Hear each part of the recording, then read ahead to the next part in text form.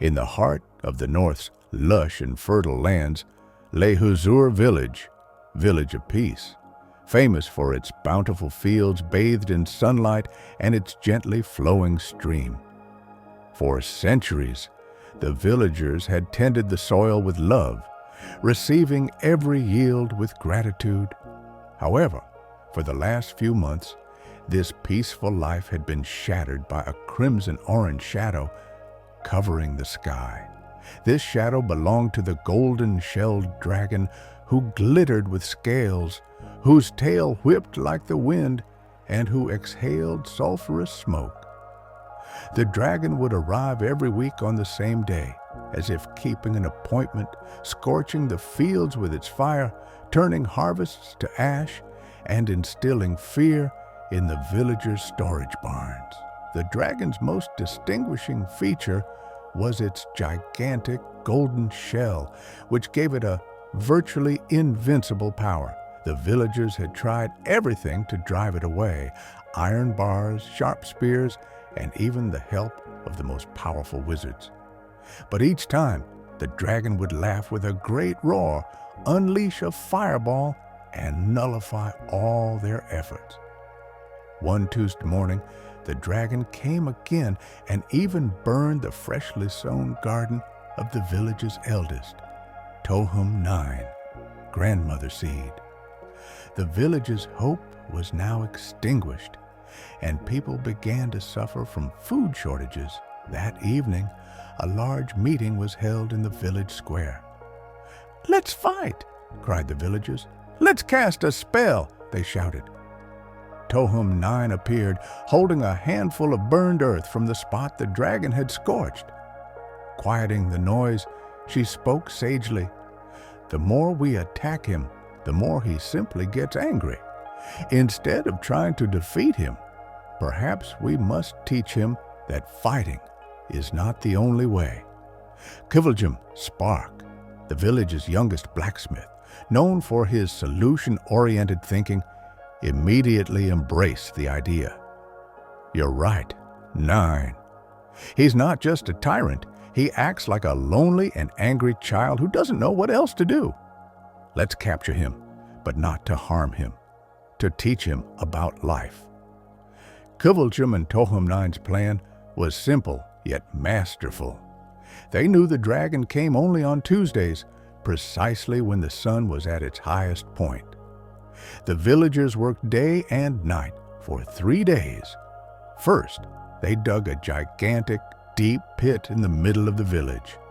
They lined the sides of the pit with highly polished, slippery stones that the dragon's slick golden scales couldn't climb. Then came the most important part: luring the dragon into the trap. As the next Tuesday approached, Kivaljum prepared a massive, scent-emitting bait, the village's most beloved dish, meat and spice-filled bread baked over a coal fire. They placed this bait directly over the trap, where the dragon was accustomed to landing. The dragon appeared in the sky exactly at noon. Just as it was about to send its first fireball onto the fields, a delicious, irresistible scent, unlike any it had encountered, reached its nose. The dragon pulled back its flame in surprise and, heedless of the lush green fields, began to glide directly towards the smell of the food. The golden-shelled tyrant, thinking only of its stomach, forgot to look around. With a great crash, it landed right on the trap. The ground could not bear its weight, and with a loud whoom, the dragon tumbled into the deep pit that had been dug. When it hit the bottom of the pit, the dragon roared with fury. Fire shot from its eyes, and it tried to claw its way up the sides of the pit, but the slippery stones constantly slid it back down.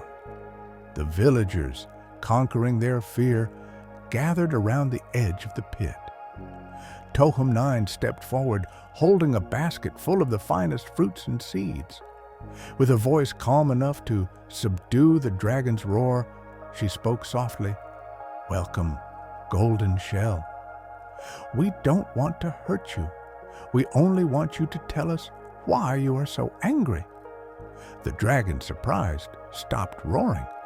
For the first time in its life, someone was not attacking it. They were just asking a question. Although the dragon initially grumbled, the sweet fruits offered by Tohum-9 and the tempting aroma of the steaming bread prepared by Kvaljum softened it. For the first time in days, instead of a flame, only a sigh escaped the dragon's mouth. In a shaky voice, it told its story. It was lonely. Its golden shell shone so brightly that the other dragons wouldn't play with it. They would look at it from afar and mock it. So it directed its anger and loneliness with the only power it had, fire, towards the brightest things on earth, the harvests and the greenery. As the villagers listened to the dragon's story, their faces softened with compassion. They decided to help it out of the pit. Kvaljum quickly built a special lever system to dismantle a section of the pit, and the dragon was finally free.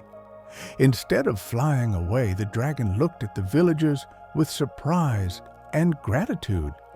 Tohum-9 handed it a bunch of the best seeds and pointed to the earth the dragon had burned. "You have much to learn. Stay with us.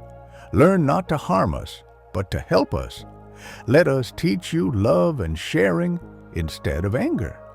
From that day forward, the golden-shelled dragon became a part of Serenity Village. It no longer used its flame to burn the harvest, but carefully used its warmth to thaw the frozen ground in winter and germinate the new seedlings. Kvaljum taught it to control its fire and channel its energy correctly. Tohum-9 taught it patience, how to love the soil, and how much hope even a single seed carries. The dragon's loneliness was filled with the laughter and love of the village folk. The golden-shelled tyrant was now known as the golden-hearted guardian. And from that day to this, in Serenity Village, neither a harvest burns nor a villager fears. They showed the whole world that even the greatest tyrant can turn into a good friend with love and patience.